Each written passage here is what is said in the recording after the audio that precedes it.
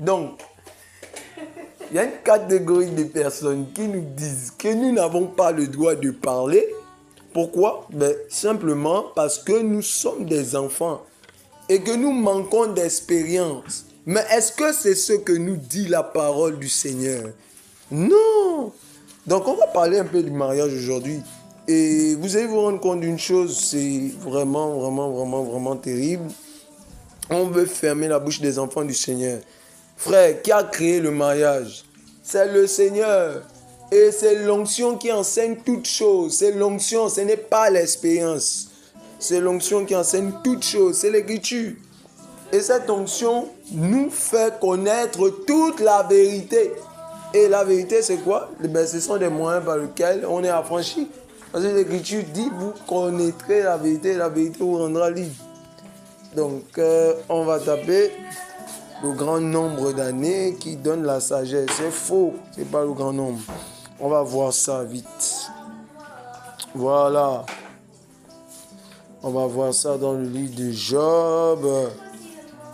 Voilà, Job 32, nous sommes dans le livre de Job 32. Job 32 à partir du verset 6. Et Elihu, fils de Barakel, de Bouze, prit la parole et dit, je suis jeune et vous êtes des vieillards. C'est pourquoi j'ai craint, j'ai redouté de vous faire connaître mon sentiment. Je disais en moi-même, les jours parleront, le grand nombre d'années enseignera la sagesse. Mais en réalité, dans l'homme, c'est le souffle du Tout-Puissant qui donne de l'intelligence. Ce n'est pas l'âge qui procure la sagesse. Ce n'est pas, excusez-nous, on prépare, mais on prépare aussi la parole. Donc si vous entendez un peu, voilà. Parce que c'est parfois autour d'un repas comme ça que la sagesse divine là. Vous voyez, hein? Ce n'est pas l'âge qui procure la sagesse. Ce n'est pas la vieillesse qui rend capable de juger. Est-ce que vous comprenez ça?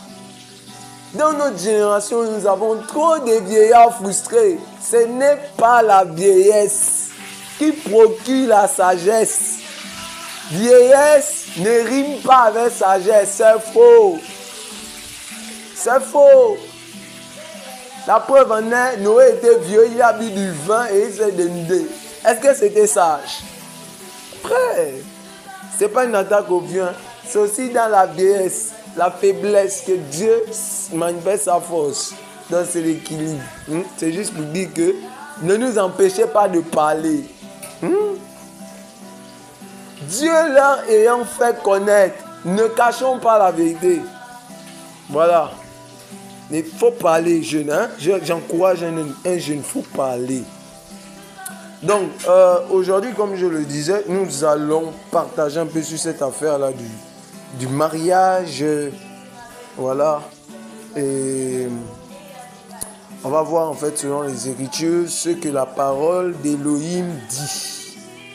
Alors, on peut commencer par le livre de...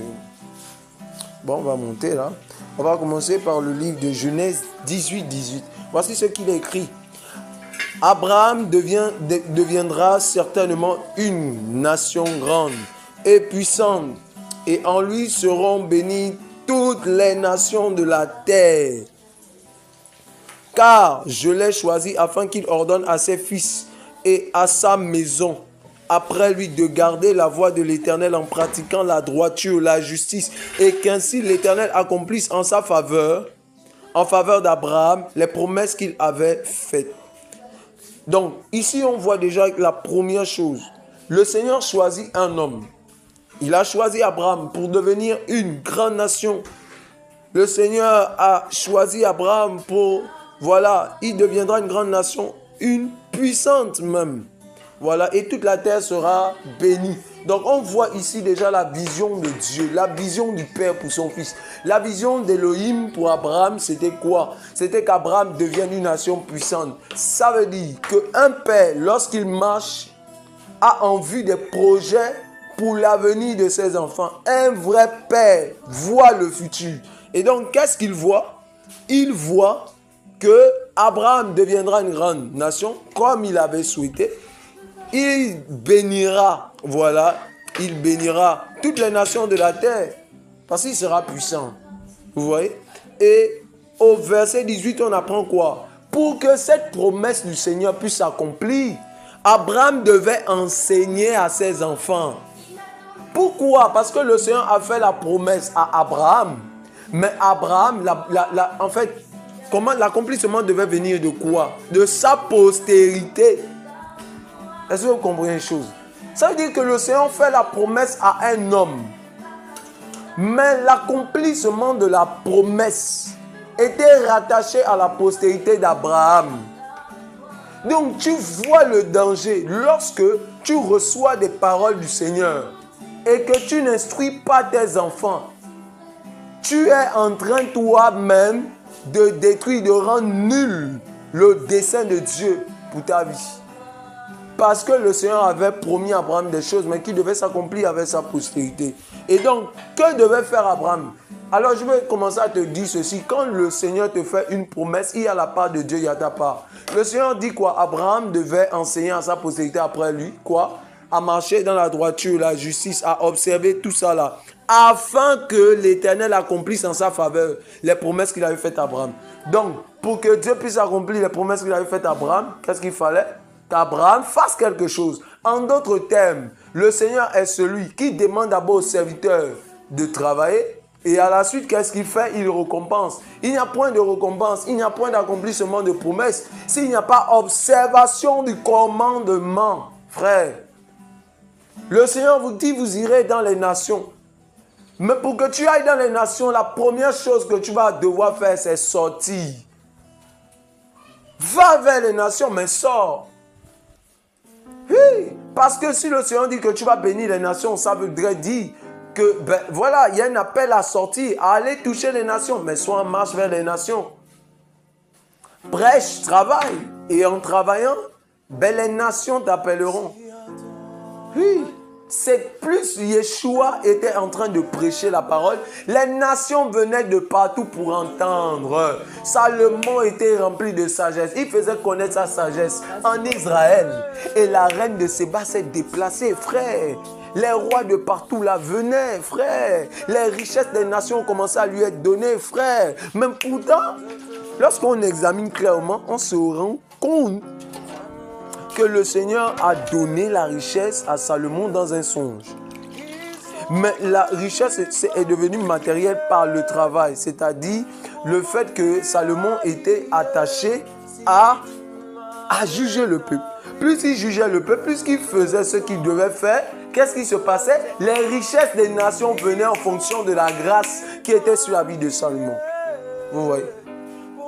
Le Seigneur t'a parlé de certaines choses, mais c'est pendant que tu vas commencer à donner certaines visions, que tu vas commencer à vivre quoi?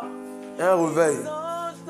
Le Seigneur t'a donné une vision comme Paul durant la nuit. Et quelqu'un qui t'appelle, il dit viens nous enseigner la parole.